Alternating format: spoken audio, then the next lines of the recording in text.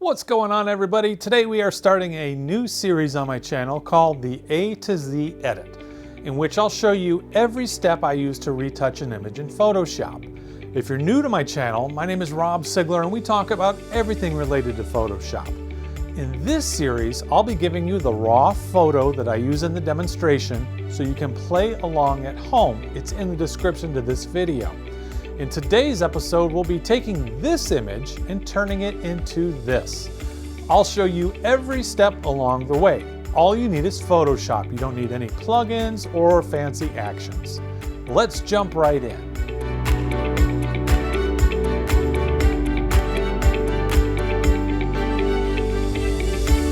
Here is the file that you can download in full resolution in the description below, and I've opened it up. It is a Sony RAW file. I took this on my A7R3. You can see the exposure up here, 105 millimeters with my Sigma lens, and it's 1.4. So we have that really nice soft background.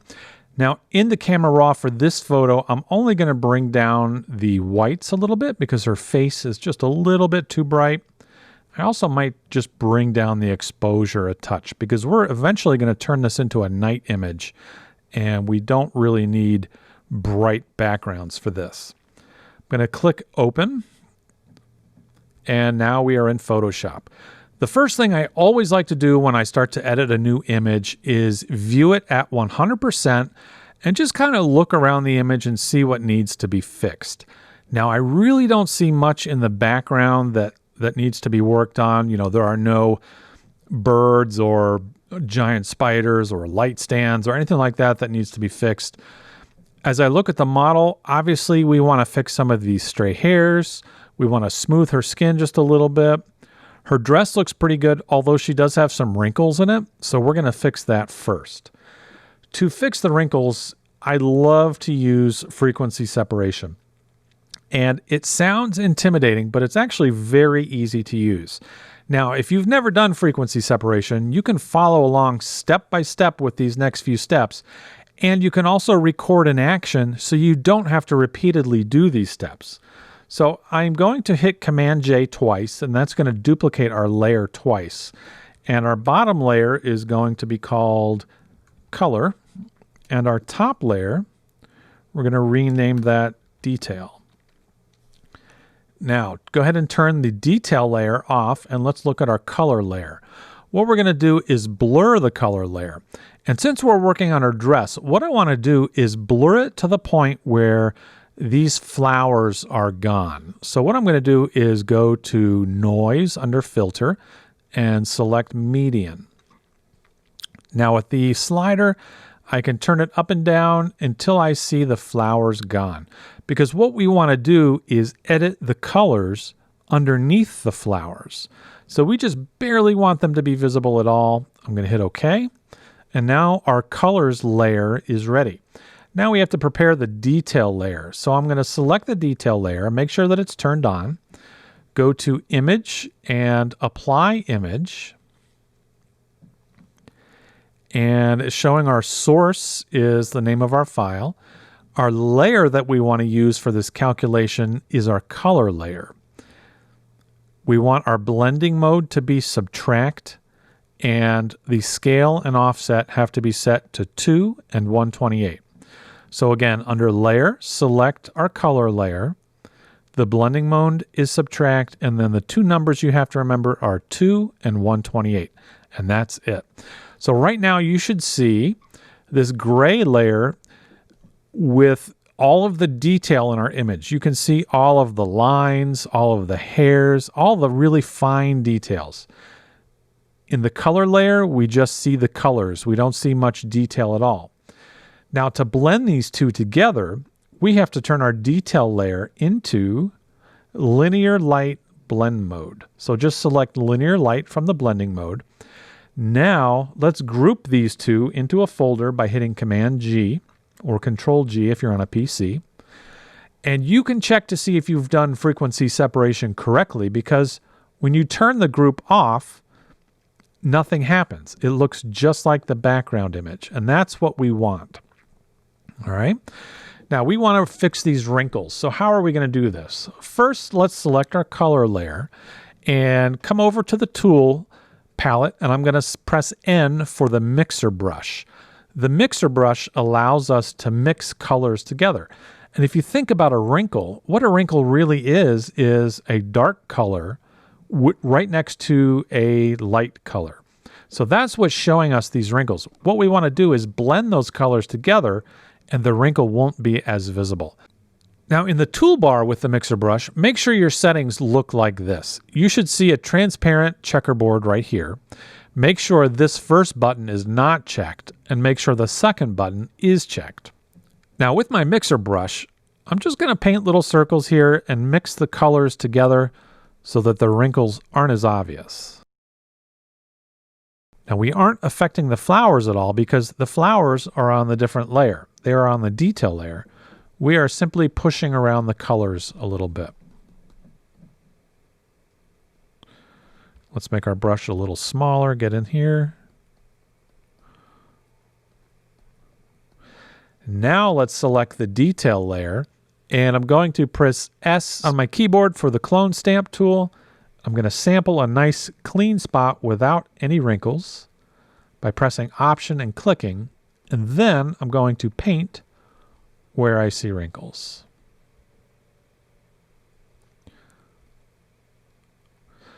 We aren't affecting the colors, we're only affecting the detail.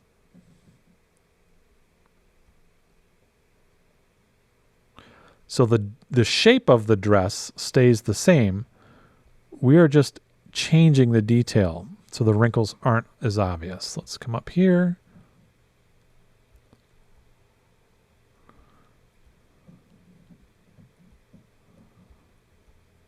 And that looks pretty good. So let's see our before and after. Huge difference. And I think that really is worth it to do on your images. These little wrinkles are so easy to fix. Now let's go back to our color layer. I'm going to press N for the mixer brush. Now N is a custom shortcut that I set up because that's a brush I frequently use. I went ahead and made a shortcut for it.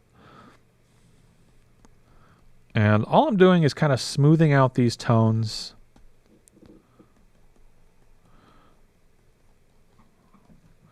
And let's zoom all the way out. So here is before and after, before and after. And I'm pretty happy with that. I think that looks pretty good. Now we need to do the same thing to our skin. On this color layer, remember, we blurred it quite a bit. We don't want to blur it that much with her skin. So what I'm going to do is flatten the image. You can flatten it by going to Layer, then select Flatten Image. However, I set up a keyboard shortcut, Command F, because I frequently flatten my images. Now let's do the frequency separation again. This time we're going to do it on our skin. So I'm going to duplicate the background layer twice by hitting Command J. We'll call this layer Color, and we'll call this layer Detail. I'm going to turn the detail layer off, go to Color, and we'll go to Noise and Median, which is going to give us a blur. Now this is way too much. Let's turn it down until we can't see any texture in her skin, which I'm going to say right around 10 is going to be good.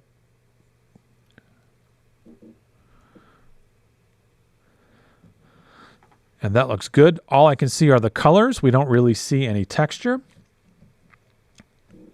Let's turn our detail layer back on, and remember to go to Image, Apply Image, and our source layer is Color here. Blending mode subtract 2 and 128, so we are set. Now remember, we have to select the linear light blending mode. I'm going to shift select both layers, then Command or Control G to make them into a group. Now if we've done it correctly, we can turn it on and off, and there is no difference in our image. All right, let's select the color layer. I pressed N for the mixer brush. Remember, I set that shortcut up. So if you press N, it may not do the same thing. And all I'm going to do is color around her face where I see colors changing, a hard transition from a dark color to a light color.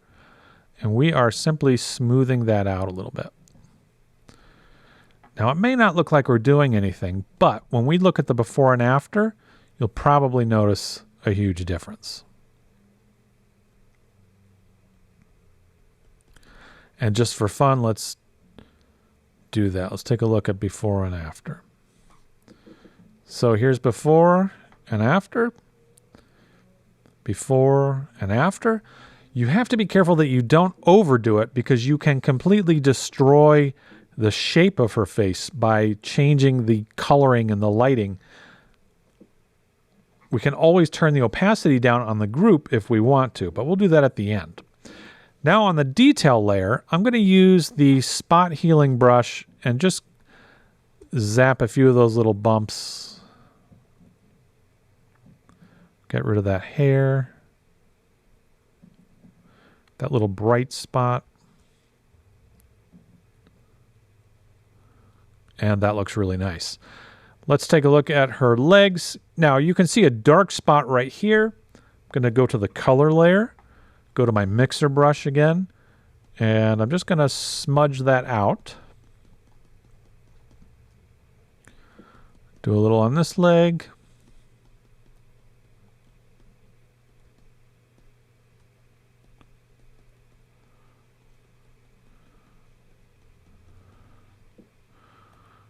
And there we go.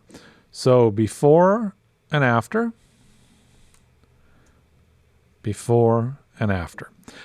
That looks good to me. Let's flatten our image and let's fix up her hair. And I'm going to use the clone stamp brush, which is S on the keyboard. And I'm going to sample somewhere that looks like it's behind the hair. So we're going to come over to this opening in the rail. I'm going to hold down Option. And I'm just going to paint this in.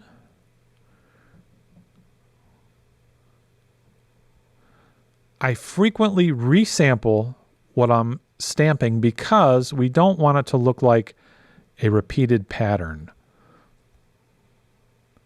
The goal is always to make it look like it's not retouched, even though we all know that it is. So I'm going to select up here and sort of bring this down. We may have to repair it a little bit.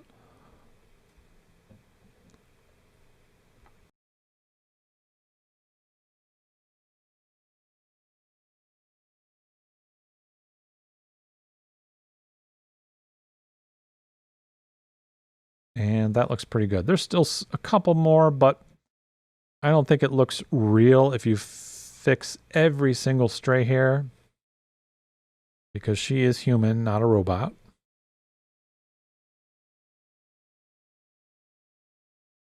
There we go. That looks nice. So I always like to look at my image zoomed in so that you can tell exactly what you're looking at. And I also like to zoom out, because sometimes you can see details that you miss when you're zoomed in. I am zoomed out now, and look at this little spot right here. It's easy to tell that we did some retouching there, so I'm going to try to blur that out. There we go, and that looks much better. So overall, I think the image looks pretty good. Now we're going to have some fun with it, give it a little more of a stylized look. So what we're going to do now is select our color lookup adjustment layer, and I'm going to select Moonlight as my lookup table. Now you can see our image looks like it is at dark. So let's turn that off for a second. I'm going to go back to my background layer, and I'm going to click on Select Subject. The new selection tools in Photoshop are amazing. I am using the latest version of Photoshop, and they have really made some nice revisions with their selection tools. Now we can see that we accidentally selected part of this rail, so I'm going to hold down Option and color over that with the quick selection tool, and that will erase it from our selection. Now let's go to our color lookup table adjustment layer. I'm going to hold down Command or Control and hit Delete. And that will fill our selection with black. Now, obviously, it looks very fake right now, but we're going to fix it up a little bit. Let's start by turning down the opacity of our background layer so that it's not quite so dark. Now let's make another adjustment layer. This time we'll do the exposure adjustment layer. And let's turn the exposure down, maybe to there. And what I'm going to do is invert my layer mask by holding Control and I. Now on this mask, I'm going to brush with a soft white brush, and this is going to darken her feet. Let's make sure our opacity is at 100%. And we're just going to darken her lower body. We can back that off a little if we need to. And that's starting to look pretty good. Once again, I'll flatten my image if I'm happy with that. You don't have to flatten it because you can always come back and make changes if you leave your layers. However, I think that looks pretty good, so we're going to leave it just like that. Okay, now let's add some fun stuff. We're going to add some neon signs in the back. It's actually really easy to do. Now, I just went on the internet and found a font called Neon Regular, and it was free to download. I'm going to click on my image, and let's just make a big open sign. So I'm going to type the word open. I'm going to press V for the move tool, and let's make it a little larger. There we go. Press Enter to commit your changes. Let's come down to our rounded rectangle tool, and let's make a rectangle. Now I've taken the fill and selected this red line, which means there's not going to be any fill. For our stroke size, let's try, well, we can always adjust it. Let's just leave it there. And let's drag a box over our open sign. Now, before I let go of the mouse, if I hold down the Shift key, it will turn it into a perfect square. And if I hold down the space bar, I can move this around before I commit to its size.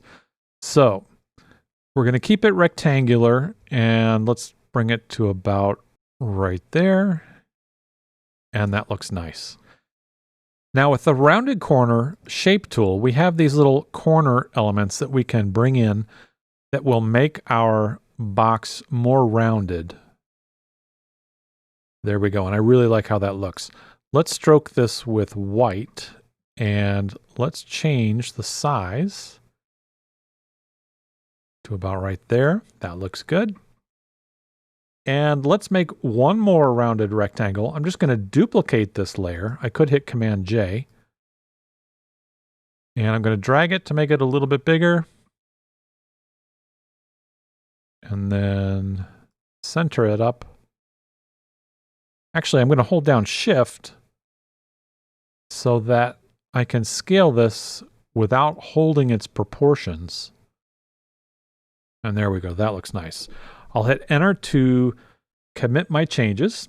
Now we're going to use some layer styles to make our sign appear like it's a neon sign.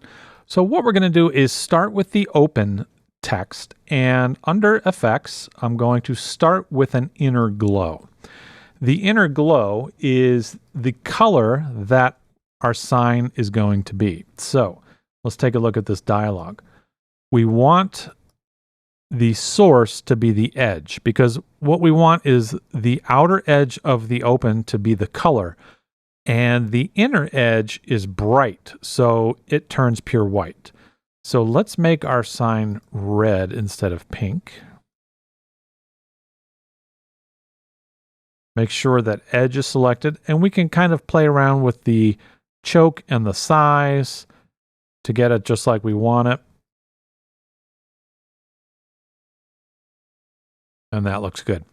Now let's add an outer glow. So again, we want the color to be red.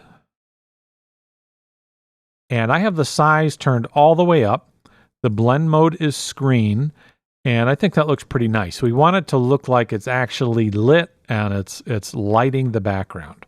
Now for the actual background sign, why don't we make this inner circle yellow? So again, press FX and go to inner glow. We'll make the inside of it yellow.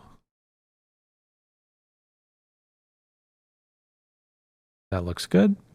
And we'll make the outer glow also yellow. And we'll make the outer ring green. So again, press FX, go to inner glow. We'll change the color to be green and the outer glow to be green as well. Now let's go back to that inner glow and see if we can make it a little more green. We go. And that looks nice. Voila, we have an open sign. Now we have our open sign and it looks awesome. We just need to put it into place. So I'm going to press V on my keyboard, and under auto select, I want to make sure that it says group so that it will move this entire group together. So now we can put this sign wherever we want it. And I think what we'll do is we'll put it in this window. So let's move it over to the window. Let's shrink it down a little bit. Now I'm going to press Command or Control, and it's going to allow us to kind of put it in perspective a little better. And hit Enter to commit the changes, and we're all set. Let's raise it up just a little bit. Now, the next step we need to do is mask out the railing, because the sign is obviously behind the railing. So what we'll do is put a layer mask onto group 1, which is our neon sign, with a very soft black brush. Going to click once on the railing and then shift click down here, and it will automatically make a mask. Now my mask brush is a little too big because you can see the outer edges there. It also masked off and it was too much. So let's shrink our brush a little bit and then paint. Click here.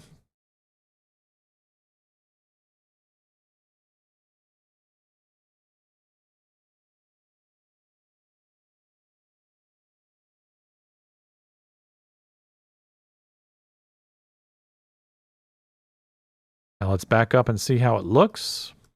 Our open sign is a little bit too sharp. I shot this photo at 1.4, so the background at this point is already pretty soft. So we need to convert our neon sign into a smart object. Then we can come up to Filter and go to Blur, Gaussian Blur, and try to match the blur with the blur that's beside it. So we're going to turn the blur down a little bit.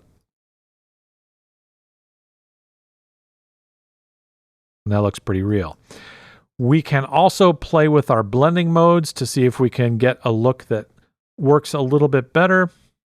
I like linear dodge because it adds sort of a glowing effect. And let's back up. There's our open sign, and it is looking very nice.